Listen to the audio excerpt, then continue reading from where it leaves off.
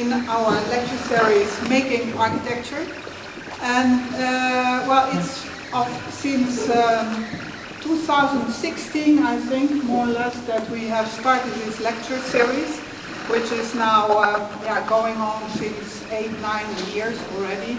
And we are very honored that tonight Ries Meertens and Boris Zeisser are going to deliver a double lecture, because it's always this format of having 2 lectures in one evening that is the key challenge of this lecture series.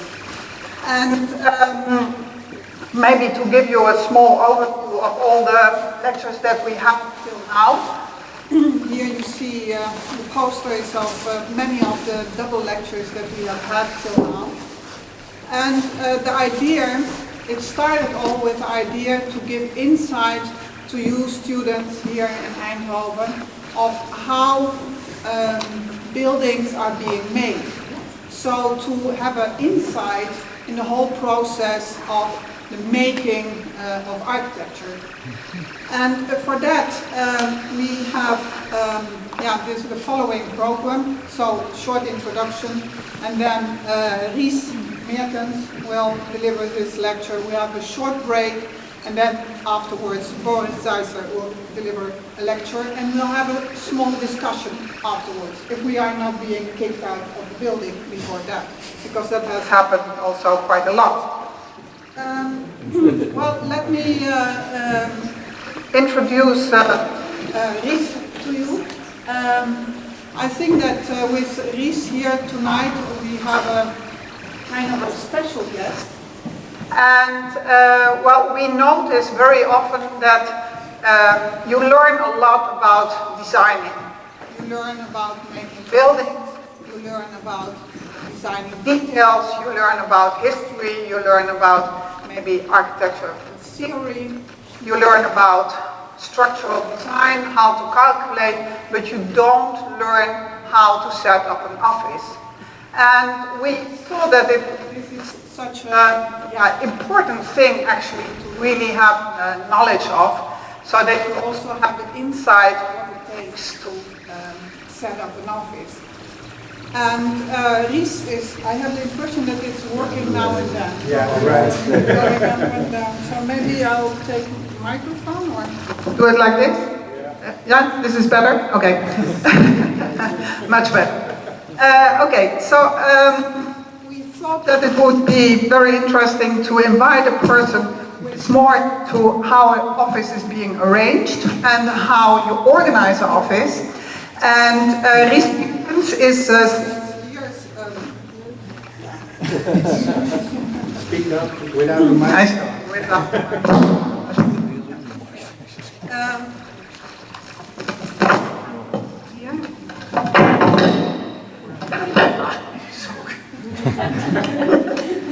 This is working? Yeah. Much better.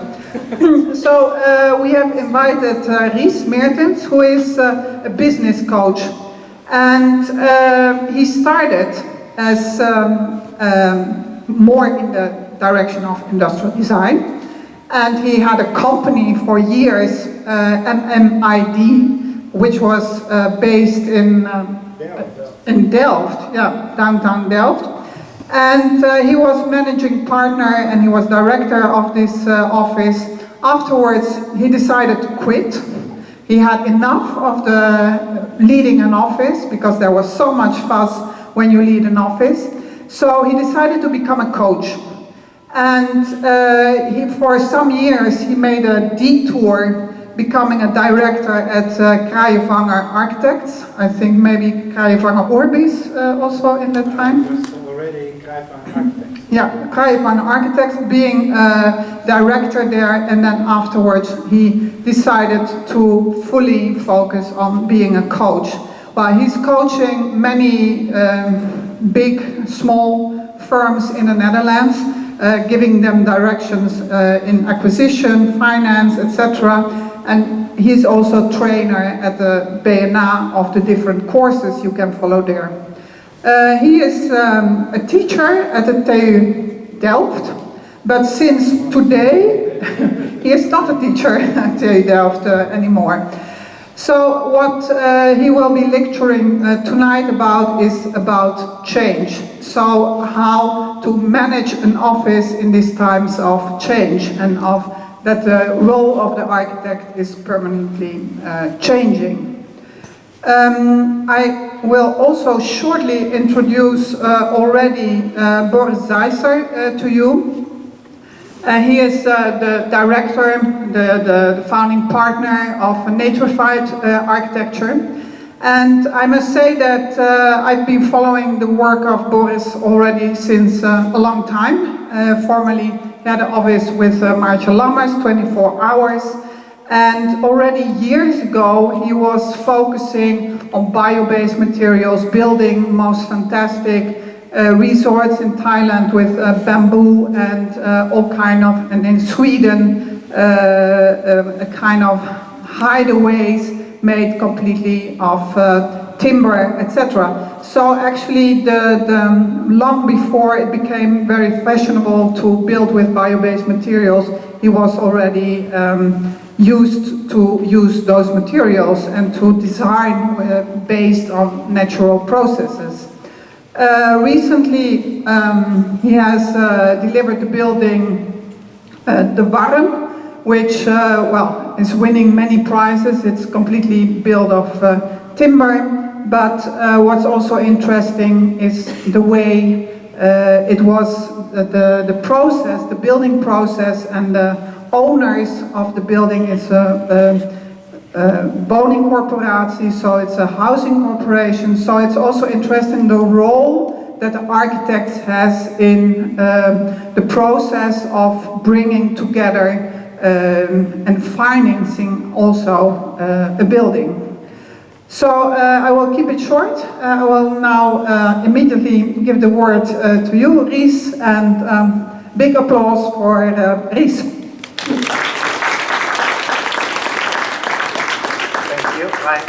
Does my microphone work? Not too loud, hopefully. It was at the wrong side anyway, so I want clicker. Even kijken hoor, ik heb deze nodig.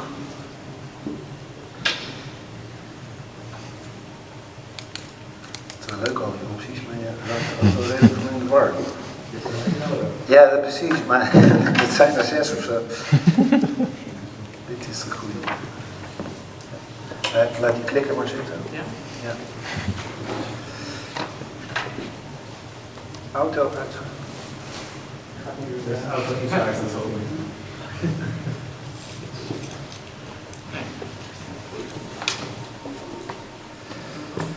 Yes. Hello, everybody. So, thank you for your introduction, Juliette. I'm not sure if I'm going to discuss really how to set up an office. I wanted to discuss the business context for architects in a changing world. But firstly, before I start with that, I have some questions. We discussed with you. Most of you are architecture students, right? Can you raise your hands? Well, yeah, that's quite a majority. Urban planners, maybe? Not, and who's not student at all? I guess you aren't. Yes, he is. And there's another one. And the majority is Dutch or 50. Who's not from the Netherlands? Whoa, that is quite a lot of people. And not from Europe, overseas? Okay, wow, that's really interesting. And who is doing his or her master? Okay, a bachelor, the rest is bachelor, I guess. Right? Yeah, say yes. Yay. Okay. Wow, I hear something. Okay, oh sorry, this is in Dutch, but it says nice to meet you. My name is Ries Meertens. I'm a business coach, as Juliette already said, especially for architects and designers. That is my little niche that I'm working for. and well, I show you a few slides. Juliette already mentioned it. Originally, I was educated as an industrial designer at the Academy of Arts in Amsterdam, and this was quite some years ago. I think it was 1989, so that is way back. And I was only with 3 graduates that year, so you can imagine how small the department there was. And after a while I started to cooperate with Marcel Magemans. He was my companion, and he was a Delft student. So the combination of the WOUSI academic students and the very straightforward engineer, the technician, that was a great combination. And together we established a quite successful industrial design office. As you can see, we worked for Heineken, we did very complex challenges, and I have been, well, of course, one of the founders and at the same time co-owner for about 20 years, and in that time we grew up to, I think, 40 people, but I felt at a certain point this is too big and too complex and too messy, and I felt like I need to do other things. So, well, I started as a business coach there, as a sole trader, so I'm working all alone. I do speak a lot with people all day long. But after a while, well, there's the detour. I met the partners from Kaivanger in 2014, and they asked me to be their managing partner. So I was a co-owner there, and at the same time, as a non-architect, I was really managing, responsible for the management of the office. So there was finance, there was HR, business development, contracts, anything that didn't have to do directly with the architecture process. I quit that after 4 years. Today, I'm, as I told you, a business coach. Well, I degraded the lecturer circle because last week I quit my job at TU Delft because they don't want to have external employees anymore. Pity to hear that. And at the same time, I'm also a trainer for the Dutch Association of Architects and the Dutch Association of Designers and several agencies. Well, this you can look up on my website if you like. These are a few of the clients. Probably you will know a few of your names. But the topic of today will be related to creative entrepreneurship. I won't be talking very much about architecture. There will be some examples. But I was wondering, who of you considers to be an entrepreneur in the future after graduation? Raise hands. Quite some. Who's still doubting? Yeah. And who certainly won't be an entrepreneur? Yeah, okay. Very good. The thing is, my point actually is, as Juliette already told, entrepreneurship at universities and academies is a non-issue. It's non-existent actually. I introduced myself, my course at the TU Delft, from the belief that entrepreneurship in creative industries is very important, but well, it's still not really an accepted topic. Can anyone maybe answer the question, what is entrepreneurship actually about? What do you think if you talk about entrepreneurship? Who wants to give it a try? Tell me. Commerce. Sorry? Commerce, like buy and sell. It's really hard to... Commerce. Commerce. Selling. Yeah. Yeah, good. Well, you see this car. There's someone trying to sell something. That's correct. What is commerce actually about? Yeah? Setting up your identity, relation with your clients or your audience. Mm-hmm. So there is an outer world that maybe want something from you. So, well, commerce is right. Oh, I see another hand. Tell me. I think it actually is about solving problems. Solving Yeah. problems for somebody else. That's a very good answer. So, what the entrepreneur actually does, they sell something, that's obvious of course, but they sell solutions to people who have an issue, a problem, or they want something. So there is a demand from the markets, and you as an entrepreneur are supplying a solution. So that is an important thing to keep in mind when we talk about entrepreneurship. So my question is, that's maybe a hard one to come in here, who is waiting for architects? Difficult, right? Boris knows the answer. Clients. Clients. Yeah. So, but I think at the point you start with your business, you really need to ask yourself, who is actually waiting for me? And I don't want to say nobody is waiting for you, but you need to ask yourself, who can I help? What can I offer? And who might be in need of that? And that seems to be a very simple question, but it's actually very difficult. The world is big, there are many people, there are many competitors.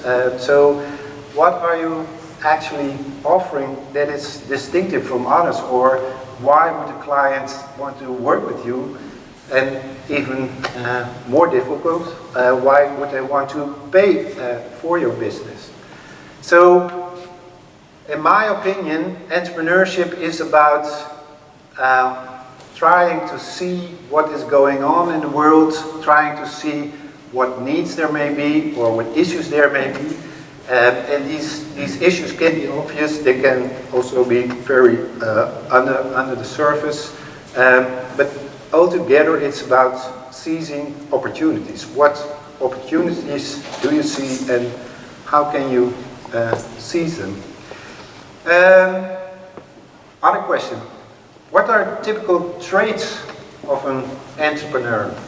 Who would like to give it a try? Creativity. Creativity? Yeah? Yeah, right? Smooth talking. Sorry? Smooth talking. Smooth talking. Wow, good one. Yeah, more? Taking risks. Taking risks, yeah? Empathetic. Empathetic, that's a good one. So relate to others, that's a good one. It's very important. So, well, it's a bit off topic here, but I think we are at the university here. You learn a lot of things, and everything is about IQ. But my opinion is, at the same time, EQ, emotional intelligence, is a very important thing. So you need to be aware who is sitting in front of me. What do they think? How do they react? How do they respond to me? So empathy is really, well, I would say 50% of your future success. So good one. So we can assume that the architect is a creative, right? So why did you start architecture? Joyce? Because I wanted to try combination between creativity and technology. Okay, good one. And you like it, right? You do it because of passion. And when we were at the table, well, we discussed the topic of Boris being the artist or not, but you do your work because you really like it, and you have to be an entrepreneur to make a living of it. That's the right summary, right? Yeah, and have the freedom to do what you want to do. So you could also join an office and be an employee somewhere, but then there's always a boss that tells you what to do. So the entrepreneurship gives also a certain freedom. Yeah. You still have to deal with clients and money and contractors and all the other shit, but at least you can make your own decisions. Right. So freedom is a very important part. But the main question is, for tonight at least, is the architect actually an entrepreneur? Are you thinking of entrepreneurship today, in the future? What is your vision on that, maybe in general? When you may have done an internship somewhere, or maybe some relatives are architects too. What is your opinion about the relation between architects and entrepreneurship? What do you think? Yes? I don't think a good architect is necessarily an entrepreneur, but an entrepreneur and an architect can be a good combination. Mm-hmm. Yeah. See another hand? No? You didn't raise your hand? Okay. So, is an entrepreneur, an architect, the same kind of entrepreneur as, let's say, a plumber? No? No? Right. Or maybe like a lawyer? Well, maybe because you sell your insights and wisdom, and your hours, what you do is based on hours. Well, I'm quite sure you're not like a cookie factory. Is there a balance between supply and demand in architecture? You're not sure? A bit, I guess. Yeah? I mean, a lot of houses need to be built, but that doesn't necessarily mean we need a lot of architects. Right? I think there's a construction side as well. So. Yeah. So it's difficult. I once discussed it with the BNA and the Dutch Association of Architects. So what do you think actually of the balance between the offer of architects and the need in the market? And they actually cannot really say if there is a balance. It's very hard to measure. So, well, that was a bit about entrepreneurship in general, but the topic of today is mainly about change. And I can tell you one thing, the only thing that is constant, that is change. The old Greeks already said that the world is changing all the time. And so I think as an entrepreneur, you need to be aware of the fact that the world is changing all the time. And I think the building industry in general is actually, well, it is changing, but it's also quite slow. And I also think, therefore, the industry of architects is also quite slow. If I relate it to designers, graphic designers, web designers, all kinds of other creative people, the change is going much faster.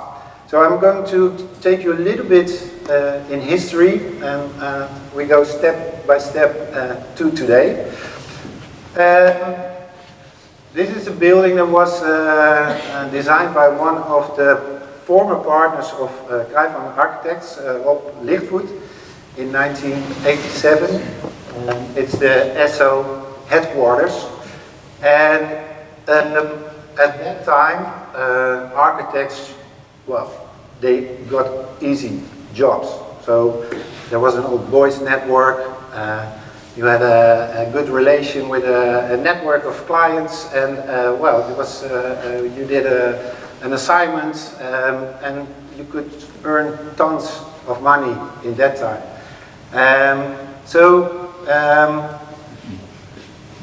This is what we discussed in the car today. I recognize it. This was a building in Amsterdam, the ING headquarters. It was built in the early 90s by Alberts and Van Huut. It was at that point one of the most sustainable buildings in the Netherlands. Today I'm not sure if it still is the case. Well, as you may understand, this was quite an expensive building to build. At that time, there was more than enough money to build weird buildings, weird shapes, and there was also enough budget for the architects. This is another one by Stuart Soeters. It's a theater in Zandvoort. Well, even more fancy, I would say. Maybe this. Does anyone know this building? Yeah, sure. Know your classics. Villa Villa VPRO by MVRDV when they were still quite a starting office. It's their first building, right? Yeah, I think they got, it was a breakthrough. Does anyone know this building maybe? Yes. TU Library, of course, by Francine Huben, Meccano, I think. So that was the time before 2008. As I said, when you were an architect, you build up your network. It was not always easy, I think, but at the same time, throughout the years, when you build up your network, you've got your clients, developers, and maybe also municipalities. That was quite easy money. But after 2008, there started a big financial crisis. I'm not sure if you were aware of that, but in the Netherlands and throughout the world, there was no money anymore for the development of buildings, real estate, etc., etc. And there was a severe financial crisis, and as a result, there was a very big crisis in architecture industry. Such as Skyvanger, they were with 120 people before, then with 70, and when I came in with 25. And then still they survived. There were a lot of offices who went bankrupt or went down with 90%, and it was really a hard time. And well, throughout the years 10, I think 12, 14, the markets went up again. But there was a lot of things that were changed. Firstly, there were much stricter rules for selections. Secondly, the builders had taken a much stronger position in the market, where the architect before was actually the director of the whole process.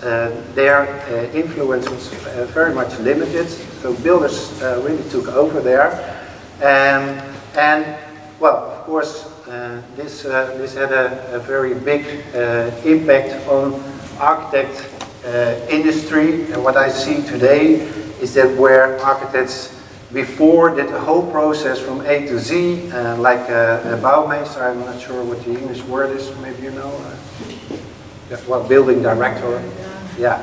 So today most of the office do SO, VO, maybe DO, and that's about it. Preliminary design. Preliminary, yeah, sketch design, preliminary design, etc. So architects did get a quite weak position in the chain. So, is that me? Einde test. End of test. So get out of the train immediately. Okay, so this was just a test, and you can sit back and relax now. Because of this compressed process for architects, architects didn't have as much work for one project, but the supply of architects was still quite big. So there was a big pressure on architects, on budgets. The position towards politics was quite bad. Well, budget actually rules in building, and also for architects. I really had a hard time at Skyvanger negotiating about building budgets. It was really with the knife at the table and discussing minor details in contracts. And as a result, the salaries and fees for architects were quite low. What you also see, maybe you know a bit about the Dutch market. There are some bigger offices that still do quite well, but a lot of my clients are younger offices, and young means up to 40. I think you're quite old already then, but for architects you're still quite young. And they haven't realized any building so far.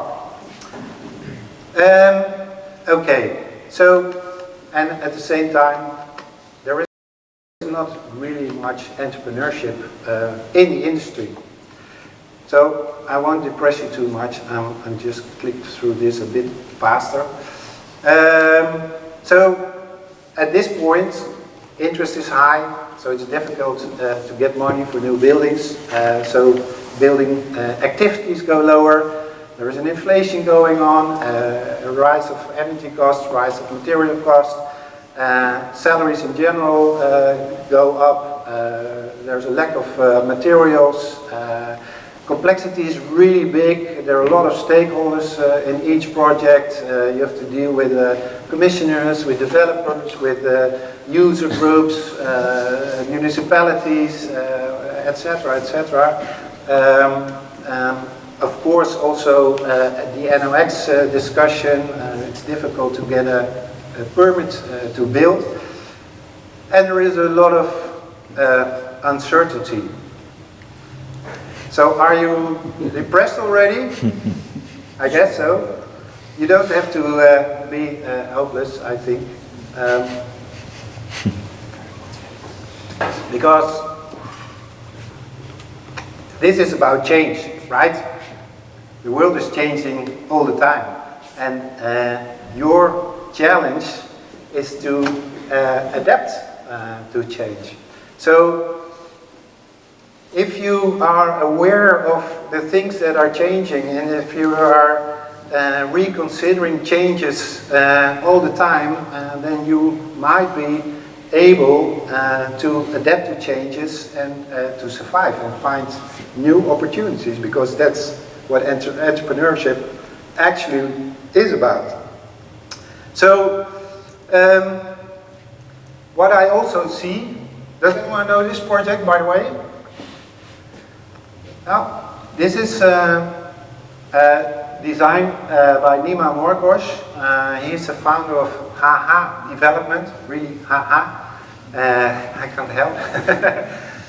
But the funny thing is, he recently graduated at TU Delft, and during his studies he built an old church in the south of Rotterdam for only 35,000 euros. And well, he thought, well, this is a nice building, I think I'm going to buy it. So his father funded him. And the shitty thing was, this church once burned down while he had bought it already. But it was his biggest investment, and he wanted to develop it actually. And I think this is entrepreneurship per son. He really thought, wow, this is a big chance. I can buy a church for a little money in the outskirts of Rotterdam somewhere. Who would think of that? And then it burned down. But he finally transformed this building into nice apartments, and he's about to sell it. And he's starting up his office in Rotterdam. He found nice commissioners. He's cooperating with some developers. So I think this is a really interesting example of a young architect who, well, actually explores his entrepreneurial possibilities. I guess you know Vakwerk Architect in Delft, yeah, maybe heard of. I think it's a nice example. They do exist a bit longer already. Actually, it was established by former partners of Meccano in Delft as well. And they bought an old building, building of the technical university, and they actually, well, they have their architectural office. It really looks nice. You can just walk in there. It's really fantastic to see it, how they transformed this building. But they added a cafe, so there's a public cafe. Everyone can go in. You can have lunch, nice coffee. You can hire a working place. So they've actually a three-sided business model. They are renting working places, they are renting meeting places, they are selling coffees and lunches, and they do have their architectural office. So they have three business units. Another nice example, I guess you know My Architects by Robert Winkel in Rotterdam. Well, I think Robert is really an entrepreneur, very stubborn, so it really goes his own way. And he decided to establish a development company next to his architectural office, and this development company is actually his own commissioner. So he decided to start the development of this wooden Sawa building near the Maas in Rotterdam. Must be very sustainable, reducing CO2, increasing biodiversity, increasing inclusiveness, etc., etc. And the thing is, he really acts in a very social way. He actually lowered their profits to a maximum of 5%, and to be able to realize all these ideas about lowering CO2, whatever, and well, also to rent social living space, etc., etc. So he is an architect. He really struggled, I know him quite well, with his business for years. It went up, it went down. Well, this way he's really living his passion and actually realizing his ideal about architecture and his passion. Does anyone know this building? Yes, of course. This is designed by Powerhouse Company, of course. This is the office, floating office in one of the harbors of Rotterdam, in the south of Rotterdam. And the funny thing is they have a mission statement. I'll read it out. Our mission is to create meaningful spaces that enhance people's lives. Sounds familiar, right? That's what actually every architect wants to do.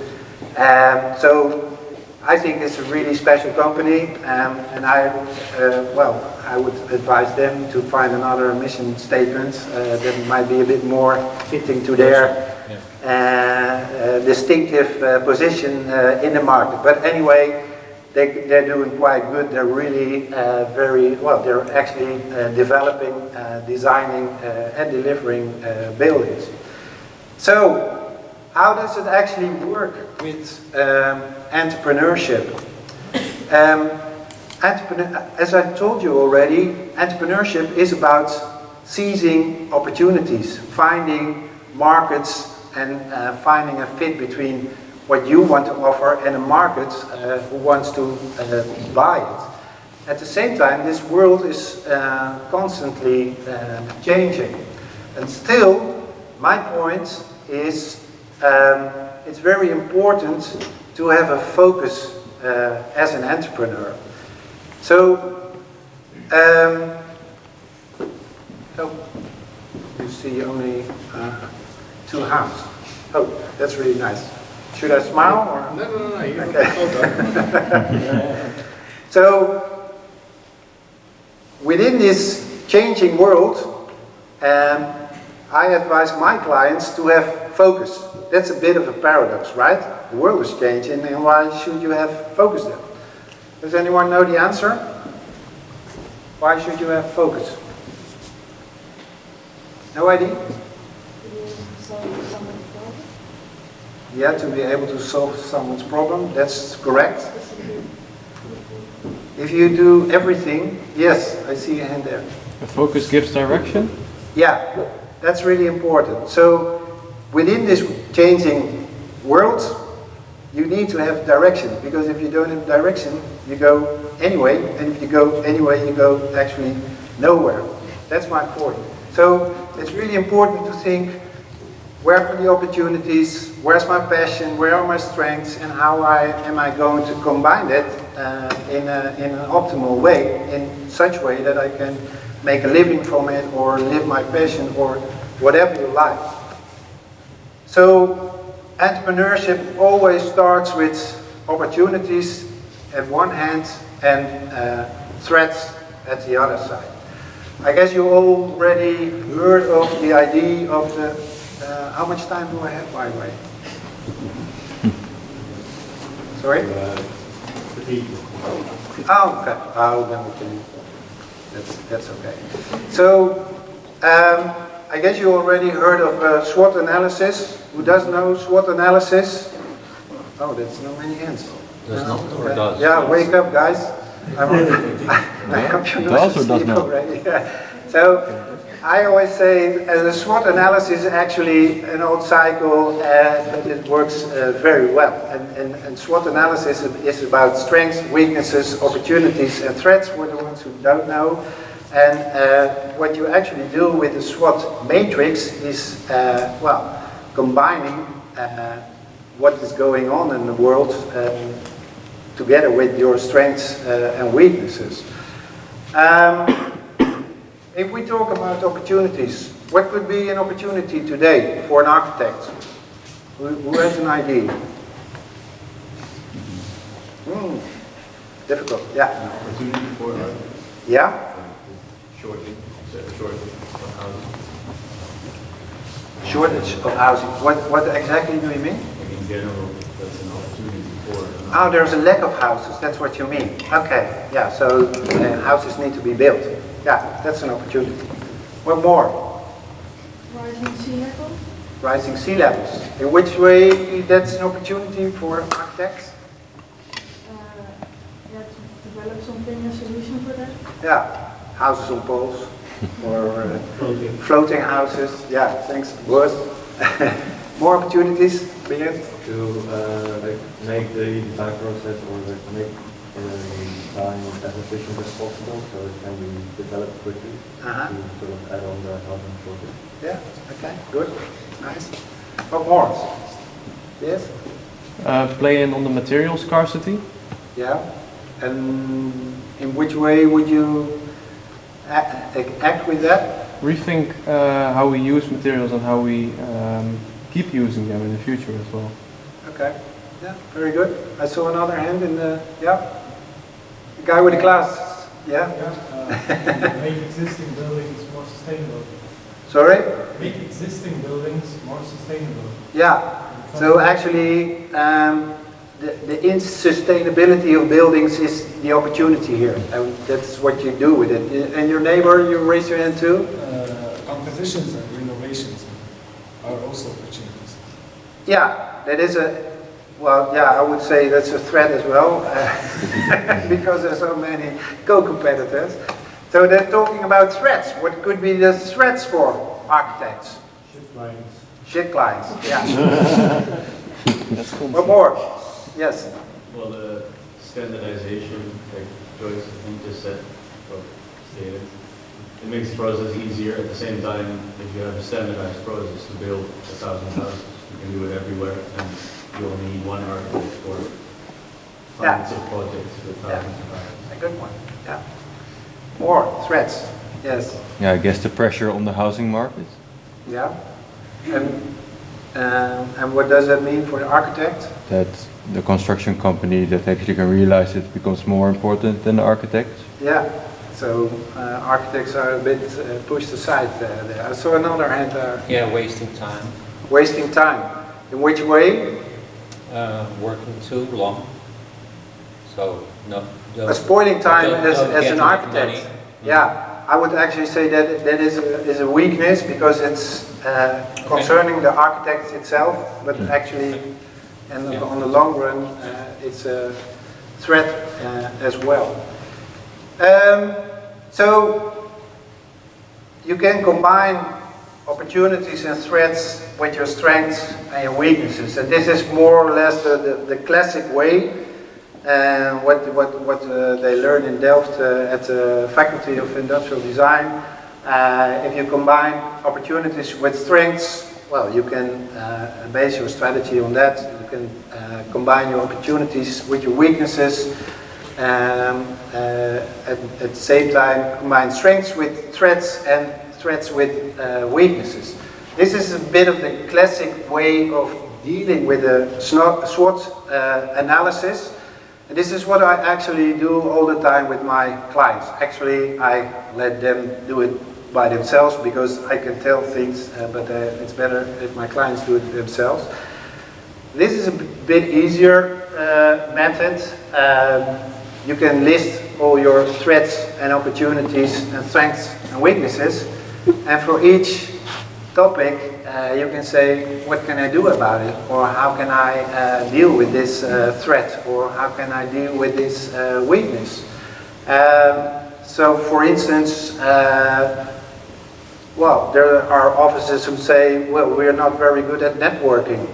What should we do with it? Well, you can develop your sales skills or your networking skills or maybe your social skills. Another thing, a lot of offices really tend to be a bit sloppy with their external communication. Well, that's really a weakness. You need to do something about it. Other offices are dealing with their financial administration. They don't keep hours, or they don't keep their weekly or monthly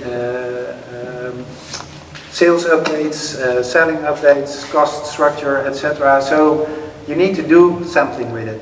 This is a very good way to analyze, well, your business and how your office is actually doing. So when I start a strategic operational process with offices, we make this list, and they tend to be very long. Sometimes there are 15 or 20 topics on it. And well, you can understand that might be the result of the column on the right side. Well, it might have been nice if I could show you an example, but at this point I don't have it. And this list, the column on the right side, I call the strategic agenda. And from this strategic agenda, you can actually make a checklist, and that helps you to improve your business, or maybe to set up a new business. Very good way to start your business, or maybe also to refocus your business. So what I see in the creative industry in general is that most creative entrepreneurs tend to have not very much focus. So the creativity is okay, because that's what you learned at school, right? Academy, university, wherever, creativity is very good in the Netherlands. But there is a lack of focus, there's a lack of structure, there's a lack of, well, not discipline in general. I think people are working really hard, but it's discipline on the business side. If you don't know how to run your business, it's difficult to have really enough discipline there. So that's why I developed my strategic business model. Does anyone know the business canvas by Osterwalder with the 9 boxes? No? Well, look it up. Business canvas, business model generation. It's a really nice book to read. But that was a starting point for my business model, and this is actually the framework with all the topics that I'm helping my clients with. So, as you can see, everything in this model is based on focus. I already told you how you can, well, maybe think or reconsider your focus. And focus is about what you see is actually happening in the world, which opportunities are there, and how am I going to deal with it. It is about what are my goals, what are my ambitions, what type of clients do I want to serve, which markets do I want to enter, what type of projects would I like to do, what could be the size of my office, how much revenues do we need to get. And once you have defined this focus, you can say something about the context. So, who should be my client, what might be the needs of the client, and what should be my sales offer to the client. Be aware, this is all about business. So I'm using a lot of business and marketing words here. You're maybe not very used to it. Once you have defined this context, the outer world, and your position in this world, you can say, well, what could be my strategy to do sales? Do I need to do cold sales? Do I need to do a lot of networking? What is my warm network? How can we communicate? What can be our strategy on that? And so the upper part of this model is about the external world and how to get there, and the lower part of this model is about how should I design my office actually, who is doing what is the DNA of our team, what is our culture, how do we work together, what do our processes look like, how can we work efficiently, how can we deliver quality, etc., etc. So you can imagine anything that's important in the creative process of an architectural office. And last but not least, the cash parts. You need to make your revenues, you have a cost structure, and finally, at the end of the year, you hope to have a little bit of a profit somewhere, or maybe create value within your office so that you can sell it, or in another way. I'm going to take you a little bit in the definition of, I think we do have 5 minutes only. I think I'm going to skip you. 3. Okay. Boris is the clock master.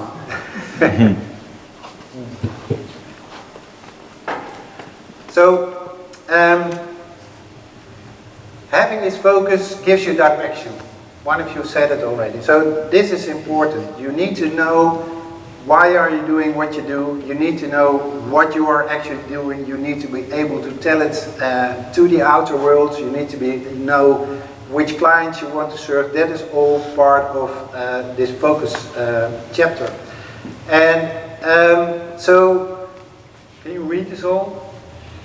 Yeah. I wrote out a little text of an example company. This is fictive, by the way. So this focus could be actually a very simple sketch canvas.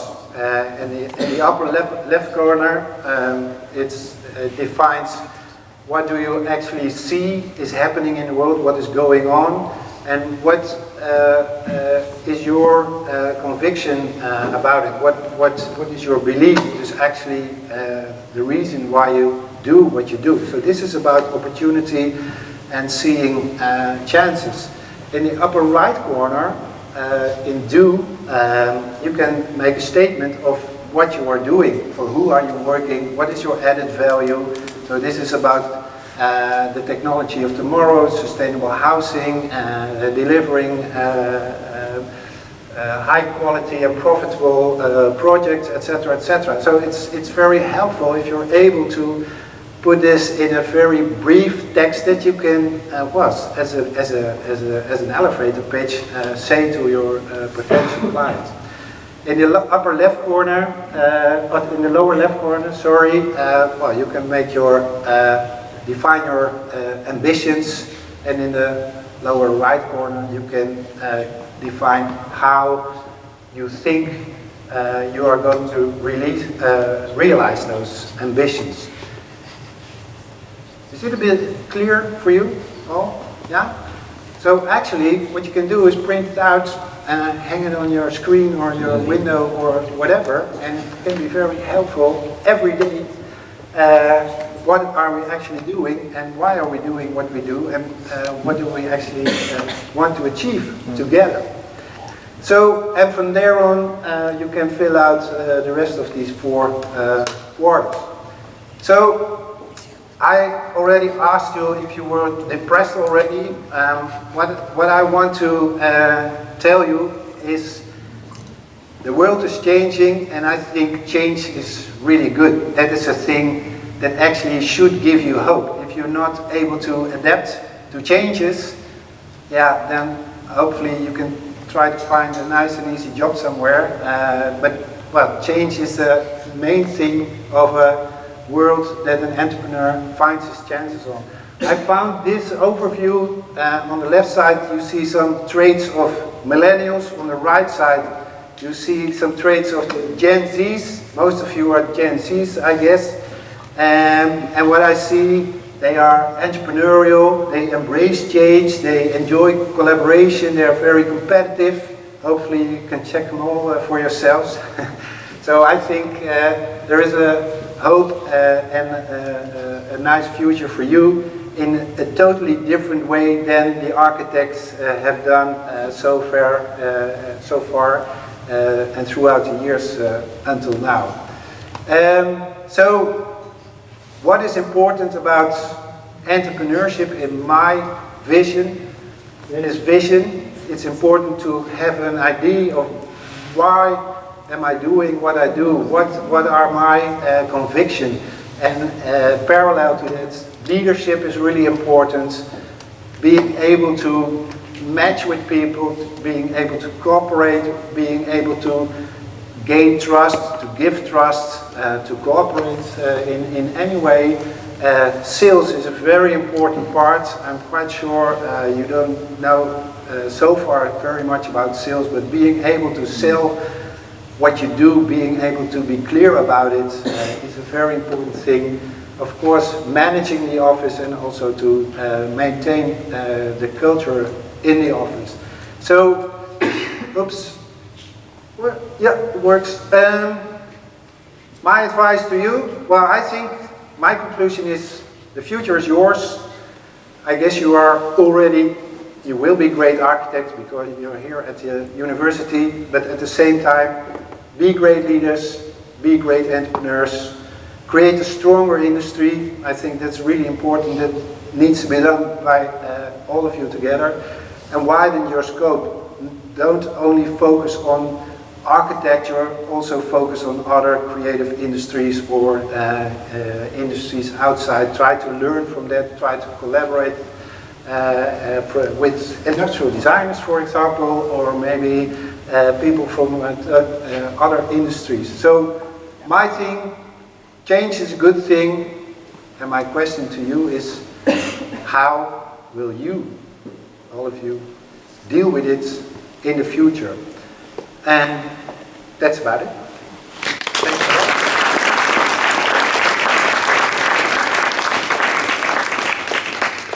So we have a break now. We have a short break. I propose that we'll get back in 10 minutes, more or less. Also because the building is very dark and it's a bit cold, so I propose a 10 minutes break and just time to set up computer. Okay, see you in 10 minutes.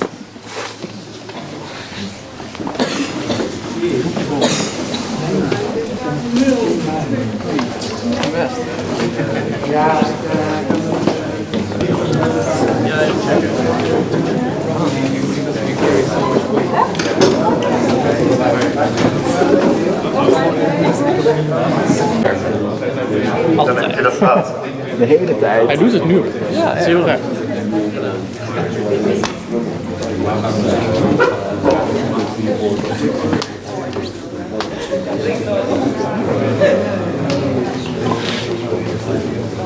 Okay, let's start. Ja, ik hoor ook. Okay, thank you for having me tonight as well. I'm going to have a very different talk than Ries, although very interesting, and maybe it's interesting to also talk more about our experience as architects on what Ries is telling and how we review things like that.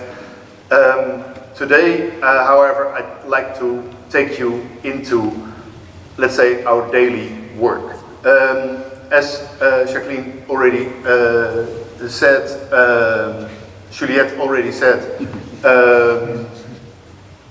we do a lot of wood work and other bio-based materials for many years. Over 20 years ago, I started an office together with Maatje Lammers, and that developed in our new office, Netrified, that we started in 2015. For me, that's a one big we process, because from one thing another came. So all the projects are also one big development.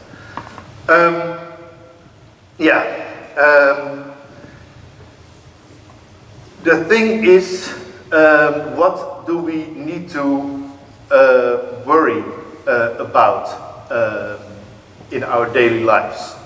Is it is the world able to make enough food or enough buildings, or what should we focus on in what we do? And my true belief is that there's only one thing we really should worry about, and that is our production of CO2.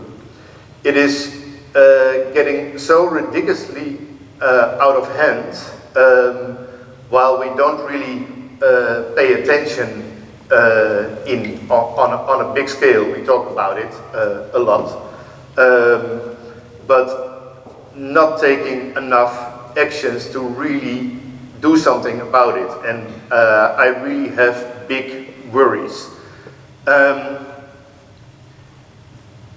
It's not for myself, because if and when it gets out of hand, I'm not here anymore, but it's for you and your children and grandchildren that we have to worry about. And it's really important, I think, to keep that focus also in our daily things. Everything is affecting everything, and climate change is just one issue, one issue that we have to deal with. But there is also biodiversity collapse generated if we don't take care of things, and it gets worse and worse, and it gets rapidly out of hand. So we misuse the earth, and we don't realize that there's many generations coming afterwards who also want to have a piece of the earth. We cannot just use up all the resources and then say in 5 generations, yeah, sorry, we had a great life, but you're all fucked. So we have to find a balance with the earth. We cannot use 3 Earths per year. We have to get back to about 1. And if we manage that, then there's also an Earth left for the generations to come. Then what can we do? What can we do in our daily profession about this? If CO2 is like the biggest of worries.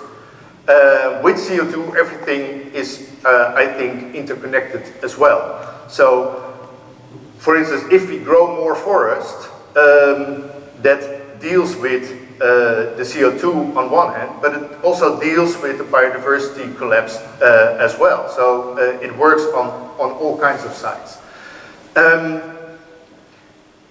I hope you know this, but 40% of our industry, your industry in the near future, is responsible for the CO2 production in the world. There are 2 other major things, but we have a gigantic part of that. And if we want to deal with that and reduce that in a significant way, we have to start using other materials. I mean, basically, concrete is the big issue here, and we have to start replacing that by all kinds of biodiverse options, bio-based materials. Wood is one, bamboo is one. There are many other ones that we try to grow at the moment. For a part that's still experimental, but one we know for sure is working, and that's wood. On the whole world, there's plenty of wood. Even in Europe, there's really a lot of wood. More wood than we need to make buildings. The interesting thing when you start using wood for your building production is that basically the cycle of nature is still possible. So what you see behind me is there's a cycle. You imagine there's a little seed in the ground, a little tree will grow, the tree grows up. Let's say our Western Europe trees grow up to maybe 80 or 100 years on average. Then they're done growing. Then a storm comes, tree tumbles over, starts rotting, becomes earth again, and on that base a new tree will grow. So what happens if before the tree tumbles over, we cut it down and use the wood and make space for another new tree to grow? With that, we keep the cycle of nature, and basically we just borrow this piece of wood in the meantime. Maybe for one lifespan, maybe more lifespans. And basically, it's a bit simplified, but basically if you're done using the wood, you can put it back in nature, and it is again incorporated in this system. With that, we can store the CO2 in the wood, so when the tree starts rotting, the CO2 is released. By using it into buildings, we can postpone that process. So important is we keep the cycle of nature, we keep the cycle of a forest, but in the meantime, basically for free, we can use our building materials. That used to, I mean, it's a super old profession. We built wooden buildings for ages already in all kinds of countries, also around the Netherlands, maybe Scandinavian countries, maybe German-speaking countries, Japan, the US. Just Holland is a bit behind. We used to have trees, but we cut them all down and then made meadowlands and put cows in. It used to be really a tough job getting a tree out of the forest. Now we have these machines. Actually, this is still a pretty simple one. These machines just take a tree, cut it, rotate it, slice it, and put it on a pile, and it's all automated. It really becomes an industry. Because it becomes an industry, there's an incentive to grow more forest. So, for instance, Sweden has a big wood industry, and they started growing more and more forest 100 years ago. The thing is, of course, you need to plan ahead because these trees, they grow so slow. So you need to plan 80 years ahead before you can harvest the tree to make it into buildings. So they started 100 years ago. This is what happens with the amount of wood that is on the Swedish land, basically in the past decades, and it really increases because there's a demand, because it's an industry. So basically, you grow more nature just because there's an industry, and that's the interesting thing. Of course, we have all kinds of checks and balances to find out if we can do that in a sustainable way. We all know the examples of not, but even an FSC or PFC label that's supposed to be pretty good still ends up with these kind of things. Trees will grow up there, but if you keep nature and biodiversity in mind, we can do better, we can do smaller scale. And at the moment, for instance, in Sweden, they're also working on a even better brand than the FSC one. The interesting thing from a tree, if you cut down the tree, you can only use the best part for, let's say, the lumber, the stuff you can use for building buildings. But all the stuff that we that are the leftovers we can use to make paper, cardboard, and all this stuff. We put it in the oven of the wood factories. They make energy out of it to run their machines. So all the pieces get reused.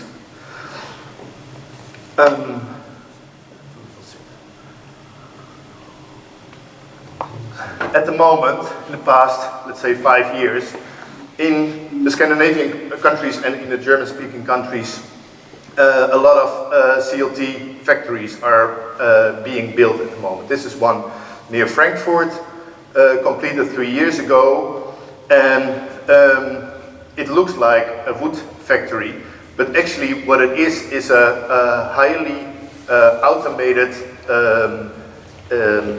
building where you make pieces for your building. So there's a pile of wood, just simple planks like you find at Gamma, the simplest of spruce wood that's being dried. Then it's being fed on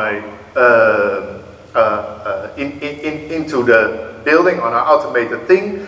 All the bad parts are cut out by computers. They're all interconnected by computers. They're glued together by computers in this big building that you just saw, this one. There's only 2 people working. They're only behind the screen. So you feed in the pieces of wood on one side. After an hour, you get your walls totally CNC done at the exact dimensions that you need. They're wrapped and put on a truck and delivered to wherever they needed to go. If you see it, that's really an industrial product, but from a very simple, natural product. So it's not a hobby of wood carvers building wood buildings. It is a highly technical industry. When we ended up with what's called now the wood revolution in the building industry that happened around 2018-19, then everybody really started to become interested in building with wood. Then all kinds of things happened in the world. I'm not going to talk about that, but wood prices went up sky high. That really was a super bad timing for all our wooden projects at that time. At the moment, prices went to a more normal level again, and now it becomes even more financially interesting. CO2 is the most important part if we can make our main structures in our building from wood rather than from concrete. But there are other things like doing prefab, circular and reusable things, making healthier buildings. Maybe I'll talk about that later as well. It's a stimulant for biodiversity, as I said, and they're just happy materials to use. It's not only about CLT, it's about all the wood products that we can use. So flooring, facade cladding, window frames, wood frame buildings, insulation is also a wood product left over from cutting wood. Glue-lam and CLT, so there's a whole variety that we can use. It's not just about the CLT issue.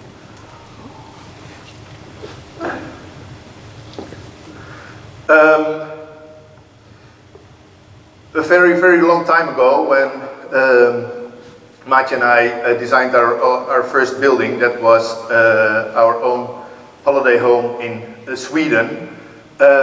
This is our location at that time. There was a little wood cabin.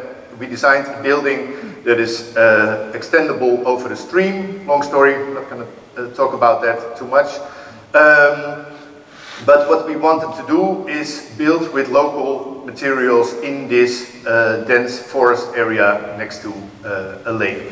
So we cut our own beams, build up our own building, with friends actually, because the fun thing with wood is it's also a very simple material. Everybody can work with it if they desire. So, and we ended up with this creature in the forest with all interesting wood details, shingles on the outside that would make the organic shape also work.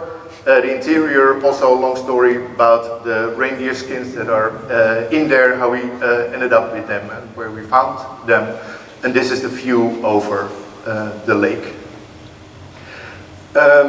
Here you see also the whole cladding on the inside is made out of wood.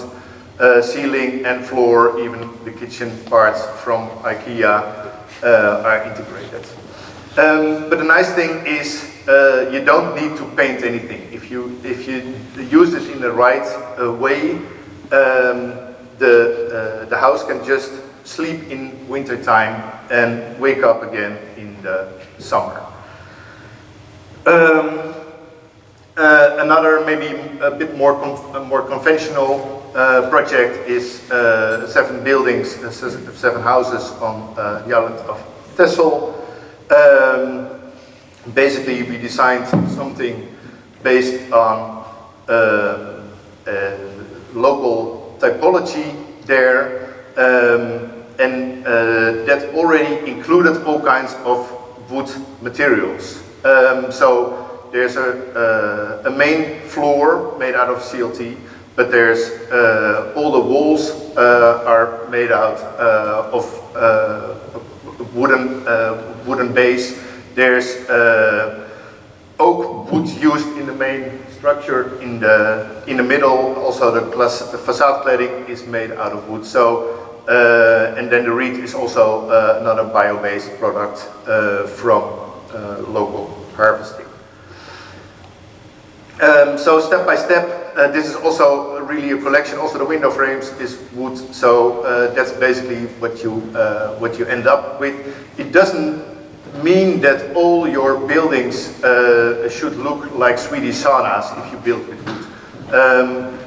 The big change is just eliminating other building materials more, and then you can still make a normal home for people.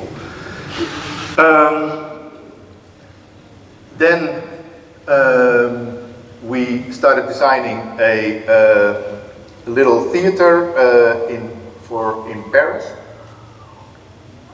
There was a client who had attended a round building in Parc de Lafayette in Paris, and he had all kinds of cultural events there, but made too much noise. So he needed to have a building that would keep the noise in, but still would be able to be built on their temporary permission to have a building there. So they came to us because of our knowledge with wood, and we made a prefab design for them that we could pre-make in the Netherlands and move to the site in Paris, put it together there, and also relocate in 5 or 10 years, because their building permit was for 5 years. So the building needed to be demountable after a certain time. Here you see the whole collection of different pieces, wall pieces, roof pieces, main structure, all done by wood, put into ships, and the ships just went to Paris through the canals, and there it was all put together. It's a building of 1,200 square meters. It was put together in 6 days, just because it was all a prefabbed structure. Here's the foyer with the entrance, which was a special thing to finish. And you see all the different segments of the wood with the finished product. Then what I think is really the challenge is not make more buildings out of wood, because that's not so hard. You can make one family houses out of wood fairly simple. You can make office buildings out of wood fairly simple. The big challenge is housing projects on inner city scale. So maybe 4, 5, 6, maybe 10 stories high. That's the real challenge. That's where we're going to build most of our buildings the coming decade. Apparently 900,000 houses we need. But that's a complicated thing to build that in a way that is affordable on one hand. Sorry? To build. Sorry, it's not so interactive as with Ries. To build something affordable and something that actually contractors are able to build. We work on 5 different projects on Centrum Eiland, a new part of Amsterdam, at Eiburg, and our first project we started on is the Warren, a very special organization of 60 young people that wanted to build their own housing corporation for them to live in by renting apartments from their own company, basically. Super ambitious and also very complicated for an architect to work with 60 non-professional young people that have actually no clue how to build a building. But very ambitious and willing to take on the job and solve the task.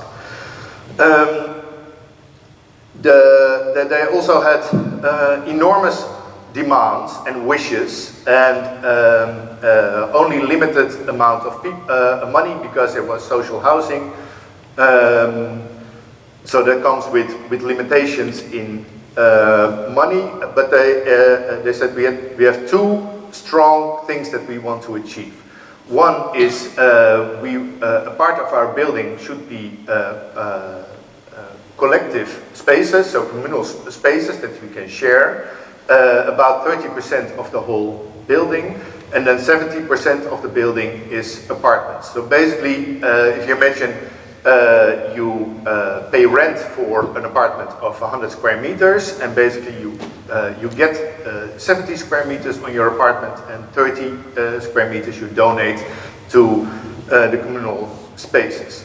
All these different spaces, we didn't want to put them all on the ground floor so that everybody could enter, but we wanted to weave them through the building. And they were all interconnected to all the different floors where all the different apartments were. And then the other really important thing is they said, we want to make a very sustainable building, as sustainable as our budget would allow. That means we made an energy positive building with solar panels on the roof and all these kind of things. That's fairly simple. We also wanted to make a wooden building as wood as possible.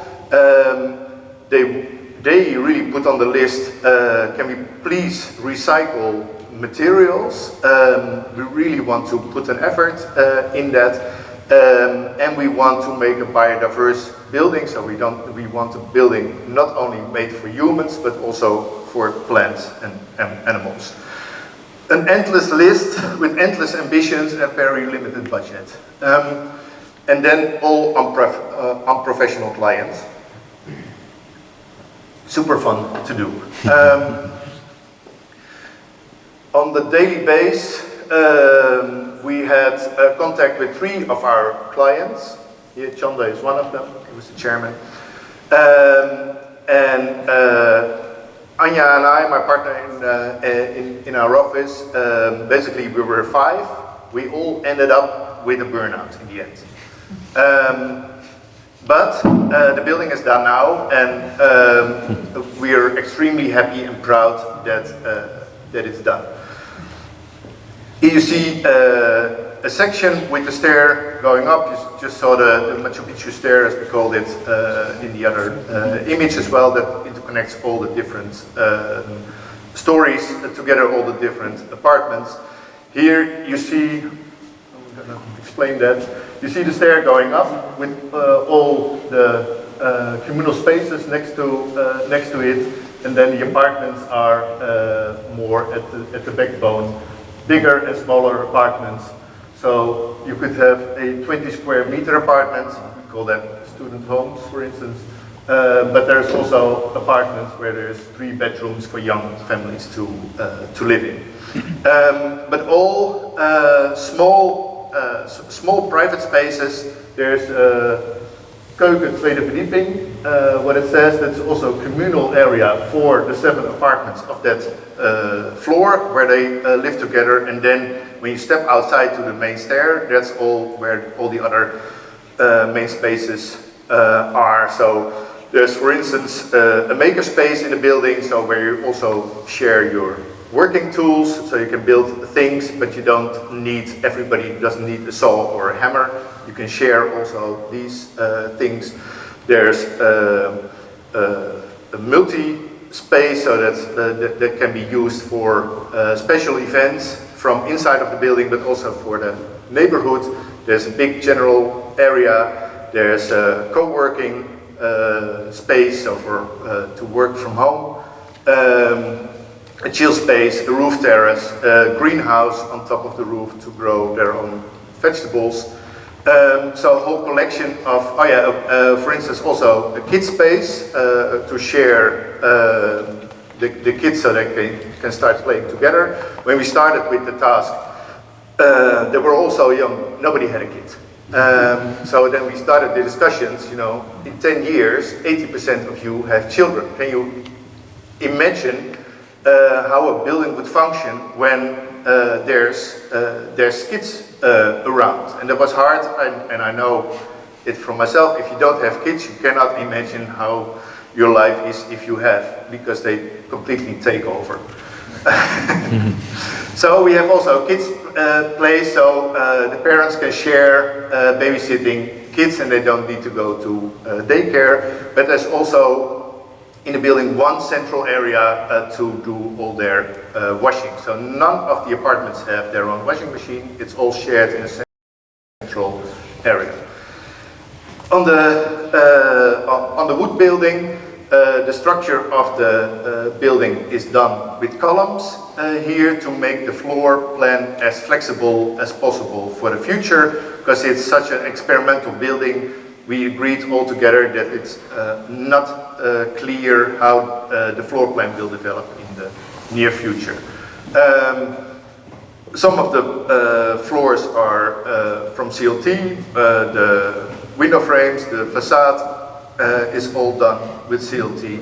But the facade cladding is a special thing. As they asked us, can we please find recyclable materials? And we found that this research that we did with them is super complicated if you want to do this in a bigger building with, let's say, a general contractor. If you just want to build a little shed in the forest by yourself with recycled materials, it's super easy. But if you want to do this within a, let's say, a structure with a general contractor, you really have to pre-think everything. So what we did is we found for the main structure where the balconies are and all the biodiversity greenery stuff and the birdhouses and all these things, that's built with old docking poles. So they were taken out of the water, this gigantic pile. We found with a trash burn company, I don't know how to call it in English, we asked them, do you have recycled wood? And they said, yeah. Oh, at the back of our lot, we have these old docking poles, and that's really shit wood because it's so hard that we cannot put it in our machine to make it into little chips to put it in the oven. So we don't know what to do with it. Please have a look and take as many as you want. Actually, it's one of the best wood products that there are on the world because it is so hard and so strong. It's just complicated to put it in right dimensions. So we loaded up a truck, 116 docking poles. We collected the amount that we needed. We found one sewing mill in the Netherlands, in Rotterdam in the harbor, that could take care of sewing all these things. And that's basically, we made a whole scheme for them. Because we said to the client, fine, if you want to do recycle stuff, but you have to organize it. We can't do that, and we can also not ask the contractor to do that. You have to do the organization. We give you the scheme. This is the wood that we need. You have to store it somewhere. You have to make sure it's being cut, store it again, then bring it to the site when the contractor needs it, and then it can work. Also, the facade cladding is built with Asobe. Actually, it's recycled planks that we put in our canals to make sure that the ground doesn't go into the water. So it's a sort of barrier along the side. If it's not needed, they put it out of the water. And also, this is a very hard wood. And we use that for the facade cladding. The end product with the main stairs running up all 5 floors. You see in the picture, there's the first kid already sitting on the stair. There are 5 kids, and the first kid born in the bottom is already done. So. And there are 3 more pregnant women in the building. Not sure why that's important. But, you see also the starting of the whole biodiverse part. This is the pictures when it was just finished. This is the pictures after a few months. You see the first greenery is growing. Also, the first nest is built. That was already in May, so just 2 months after delivering the building. So even the birds can find their way into this building. Should I do it back? No. In the meantime, we work on 3 other projects called Mooiburg. 3 different projects, but done in the same structure. But a little bit more normal. These are just apartments that you can buy. We just arranged that all the future buyers joined the design team from day one, so they could they could give us their input on how big their apartment should be, where they want it to be placed, how big their windows or how big their balconies should be, all in balance with the budget they have available. This is also interesting. Ries pointed that out already with a few other companies like Mij and Powerhouse. They do their own project development. We do a little bit a light version of it here because we work together with a small project developer and a contractor, and we as architects, we joined up to do this project as a development team. So we extended our task not only to do the architecture, but also a part of the project development. And we agreed on this sort of experimental thing because the project developer really also wanted to make a sustainable building. The contractor really didn't care too much. So we said, okay, what do we want to do? We want to make an energy positive building that's really not too difficult, but we want to show basically the world that we can build apartment buildings in Amsterdam with CLT as a main structure. And the contractor said, yeah, I don't know, what is this CLT? Oh, he said wood. Oh, yeah, I've not really done anything with wood, so basically I don't know how expensive that is. So we arranged a few wood-built companies and sat together with the contractor, and they explained basically what they could do. They gave some price indications, and then he said, the contractor said, oh yeah, okay, well, it's a lot of questions, but maybe we should try one. And maybe we can agree then, if it goes not so well, not so efficient, we do the other two, we do in concrete. But if it goes well, then we do the other two in wood as well. So it's like an experimental garden. So we started to do our wood design. A lot of questions came up on noise reduction mainly, and fire resistance, and all these sort of things that are different when you build with CLT rather than with concrete.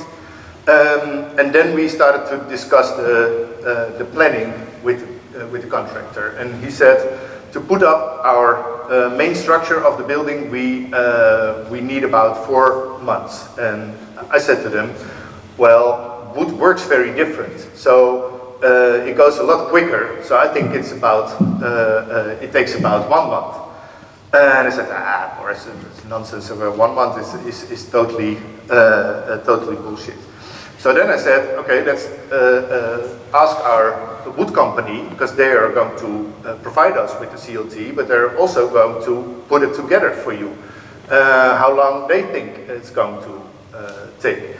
They said, yeah, about four weeks. That should be possible. And then the contractor said, okay, I put in my planning, I put 2 months. I really don't believe it, but let's do it. So then the CLT arrived, and it really works as a big IKEA package that is being put together. Basically, it takes 4 people. So there are 2 people at the ground at the big IKEA packages. There's 1 crane driver, and there's 2 guys on the roof taking in the piece. So you need 5 people to put up this main structure of this housing project. Of course, you can guess, after 3 weeks, we're all done with the main structure, and then the contractor wasn't ready to do the next steps, basically make the infills for the facade so everything would be watertight. So they even ran late, so there were 3 weeks later than the original planning. So the whole wood building was outside for 8 weeks in the rain, which was not good, but the CLT can handle a bit of water. So for the structure it was not an issue, it doesn't look really nice on the wood itself. Then step by step the whole wood building was put together. Here you see a typical detail between 4 apartments. So if there's 4 apartments,